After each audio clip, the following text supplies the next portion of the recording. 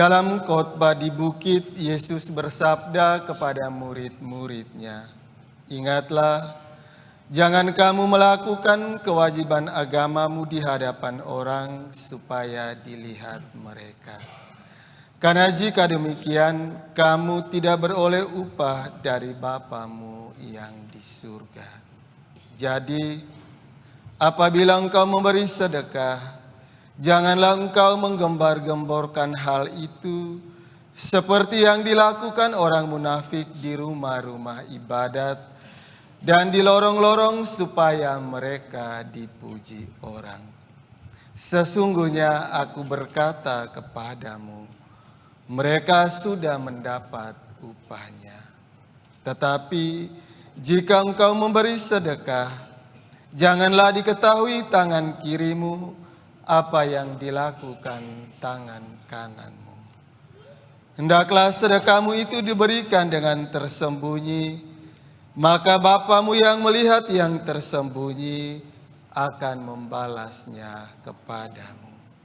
Apabila kamu berdoa, janganlah berdoa seperti orang munafik.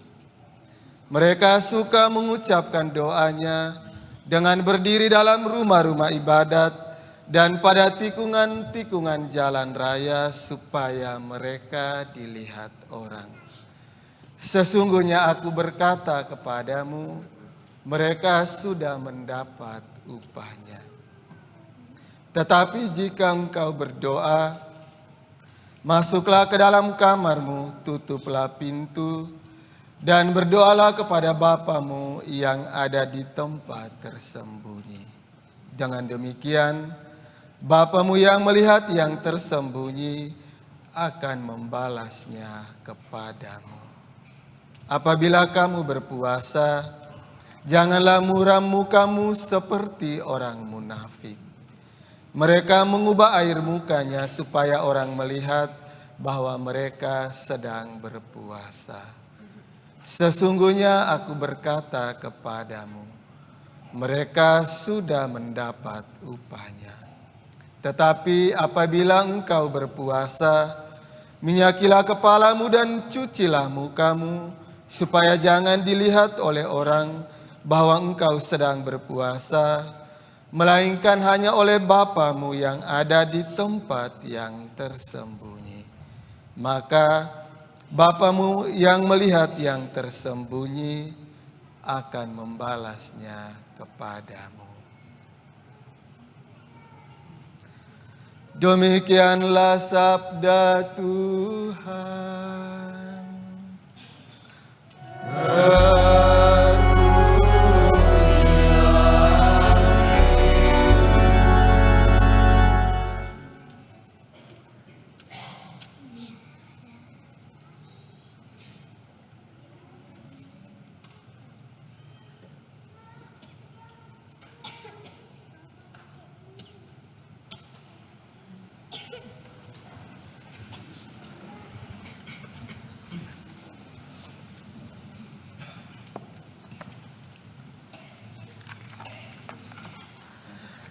Para oma dan opa, ibu bapa, anak-anak, saudara-saudari, umat beriman yang dikasihi Tuhan, sekali lagi selamat malam untuk kita semua. Semua sehat, puji Tuhan. Pada kesempatan ini saya akan membacakan surat Gembala Uskup Denpasar dalam rangka Prapaskah Paskah tahun 2025. Agak panjang jadi bersabar, karena ini setahun sekali baru dibacakan. Bapak Ibu siap ya? Kalau tidak siap nanti puasanya batal. Rekan-rekan imam, biarawan, biarawati umat Katolik sekeuskupan Denpasar yang saya kasihi. Salam sejahtera dan salam sehat untuk kita semua. Kita kembali memasuki masa Prapaskah. Prapaskah merupakan masa retret agung selama 40 hari. Masa Prapaskah adalah saat istimewa untuk mendekatkan diri kepada Allah dengan berdoa, bertobat, berpantang, bermati raga, dan melakukan karya amal kasih sebagai persiapan menyambut perayaan Paskah. Dalam kerinduannya untuk memperbarui praktek-praktek liturgi gereja, konstitusi tentang liturgi kudus Konsili Vatikan II, Sacrosanctum Concilium menyatakan, dua ciri khas masa Prapaskah adalah mengenang atau mempersiapkan pembaptisan dan membina sikap tobat. Tahun Yubileum. Masa Prapaskah tahun ini bertepatan dengan tahun Yubileum biasa yang diumumkan oleh Bapa Suci Sri Paus Fransiskus melalui Bulla Spes Non Confundi tanggal 9 Mei 2024. Tahun Yubileum adalah periode istimewa dalam kalender liturgi Gereja Katolik yang dirayakan setiap 25 tahun sekali. Tahun Yubileum ditandai dengan pembukaan pintu suci atau Porta Santa di Basilika Utama di Roma dan beberapa gereja utama lainnya di seluruh dunia. Pembukaan pintu suci melambangkan dibukanya pintu pengampunan dan rahmat Tuhan. Tema tahun Yubileum 2025 adalah Pesiara Pengharapan. Bapa Suci Sri Paus Fransiskus mengatakan bahwa pengharapan tidak mengecewakan. Dalam semangat pengharapan, Rasul Paulus menyampaikan kata-kata yang menyemangati ini kepada komunitas Kristen di Roma. Harapan juga merupakan pesan utama dari Yubileum yang sesuai dengan tradisi kuno diproklamirkan oleh Sri Paus setiap 25 tahun. Pikiran saya tertuju pada semua pesiara pengharapan yang akan melakukan perjalanan ke Roma untuk menikmati tahun suci dan semua orang lainnya yang meskipun tidak dapat mengunjungi kota Rasul Petrus dan Paulus akan merayakannya di gereja lokal mereka. Bagi semua orang, semoga Yubileum menjadi momen perjumpaan pribadi yang sejati dengan Tuhan Yesus. Keselamatan yang selalu diwartakan oleh gereja di mana saja dan kepada semua orang sebagai pengharapan kita. Tahun Yubileum mengajak kita untuk melakukan perjalanan pesiarahan, melakukan perjalanan rohani yang membawa kita lebih dekat kepada Tuhan dan sesama.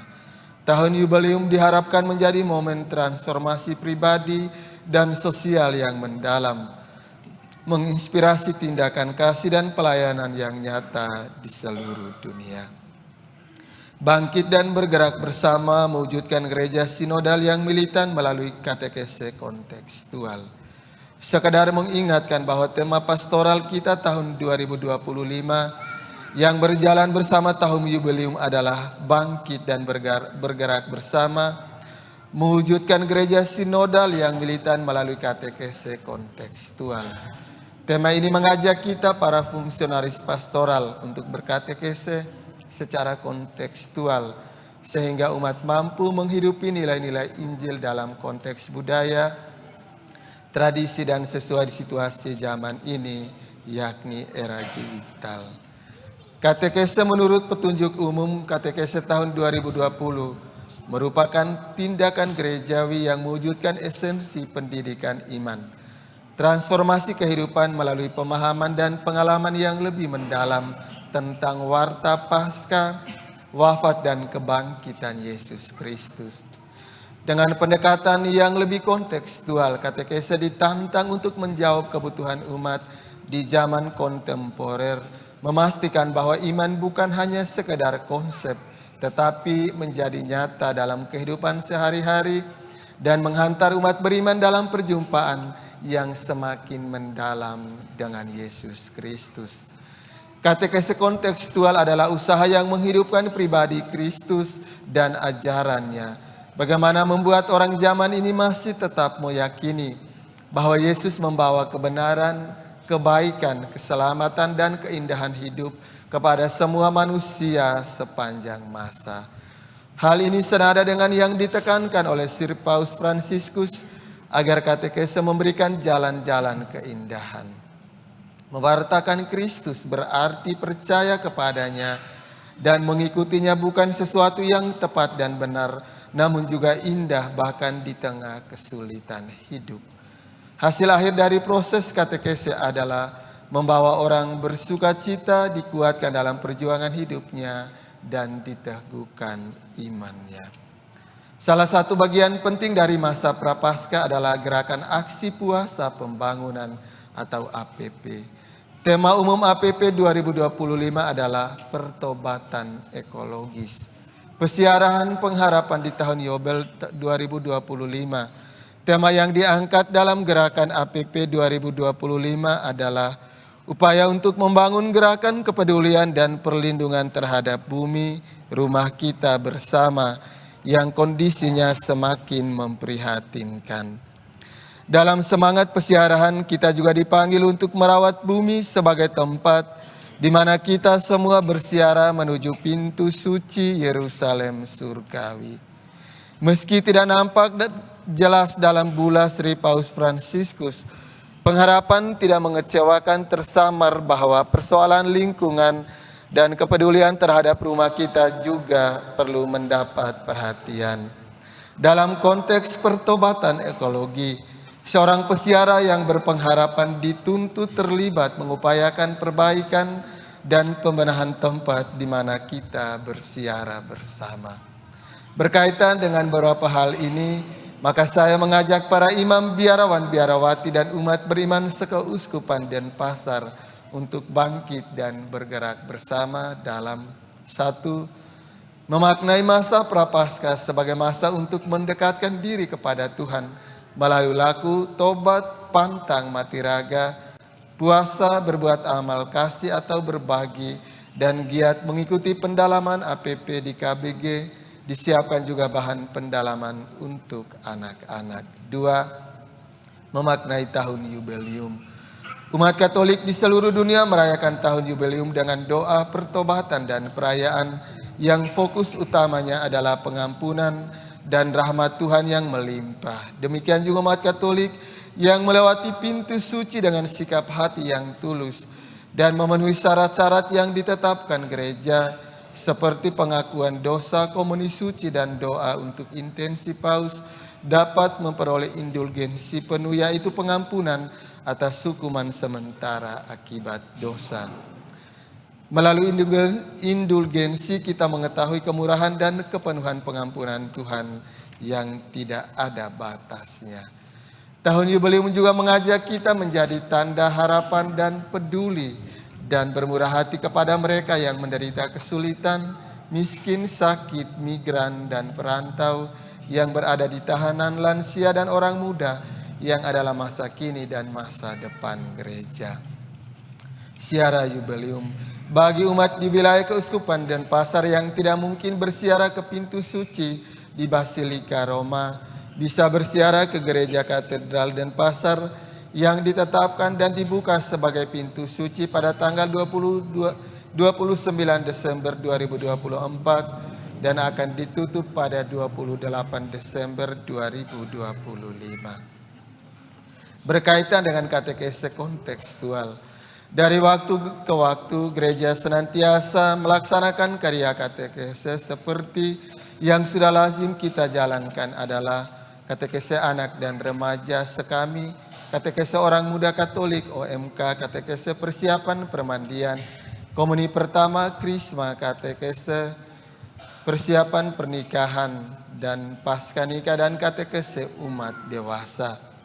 Katekese yang sudah berjalan ini tentu positif sekali, namun perlu dievaluasi, ditingkatkan, dan diselaraskan dengan konteks zaman ini. Dalam bulan tahun Yubelium, Bapa Suci juga mengingatkan agar gereja memberikan perhatian kepada para lansia yang sering merasa kesepian. Para lansia juga berhak mendapatkan tanda-tanda harapan, menghargai harta karun yang mereka miliki, pengalaman hidup mereka, akumulasi kebijaksanaan mereka, dan kontribusi yang masih dapat mereka berikan. Maka hendaknya katekese lansia juga perlu diperhatikan dan dilaksanakan. Demikian beberapa hal yang bisa saya sampaikan. Terima kasih kepada para fungsionaris pastoral tertabis maupun terbaptis yang dengan penuh semangat rela memberi diri bagi karya pastoral di paroki masing-masing.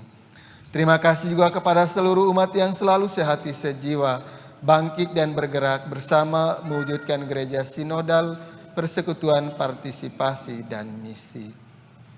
Surat gembala ini saya akhiri dengan mengingatkan kembali aturan-aturan gereja mengenai tobat, puasa, pantang yang berlaku dalam gereja Katolik universal.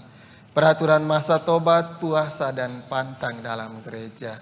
Yang pertama, hari dan waktu tobat dalam gereja Katolik adalah setiap hari Jumat sepanjang tahun dan selama 40 hari masa Prapaskah. Yang kedua, semua orang beriman Katolik wajib melakukan tobat demi hukum ilahi, artinya sesuai perintah Allah sendiri. Maka pada masa tobat tersebut, kita hendaknya secara khusus meluangkan waktu untuk berdoa secara lebih intensif, menjalankan ibadat dan karya amal kasih, menyangkal diri dengan cara melaksanakan kewajiban-kewajiban dengan kasih setia, terutama dengan berpuasa dan berpantang. Pantang makan daging dan makanan lainnya seturut kebiasaan hendaknya dilakukan setiap hari Jumat sepanjang tahun, kecuali hari Jumat itu jatuh bertepatan dengan hari raya dalam gereja. Kita berpantang dan berpuasa pada hari Rabu Abu dan Jumat Agung dalam pekan suci. Pada hari Jumat lainnya dalam masa Prapaskah, kita hanya berpantang meskipun puasa dianjurkan. Keempat, yang wajib berpuasa adalah semua orang yang telah berusia dewasa, genap 18 tahun hingga awal tahun ke-60. Puasa berarti makan kenyang hanya sekali dalam sehari untuk tujuan-tujuan rohani dan amal. Yang kelima, yang diwajibkan berpantang adalah semua orang yang telah berusia genap 14 tahun ke atas. Pantang berarti meninggalkan makanan tertentu atau kebiasaan-kebiasaan tertentu demi tujuan-tujuan rohani dan amal. Akhirnya, saya mengucapkan selamat memasuki masa Prapaskah tahun 2025. Semoga kita dengan sungguh-sungguh memaknai dan memanfaatkan masa Prapaskah untuk menimba rahmat Allah dengan berbagai kegiatan yang memungkinkan tumbuh suburnya hidup iman dan rohani kita. Tuhan memberkati kita semua yang berkehendak baik. Dan Pasar 10 Desember 2025 pada pesta Santa Scholastica, salam dan berkatku, Monsinyur Sylvester San, Uskup dan Pasar.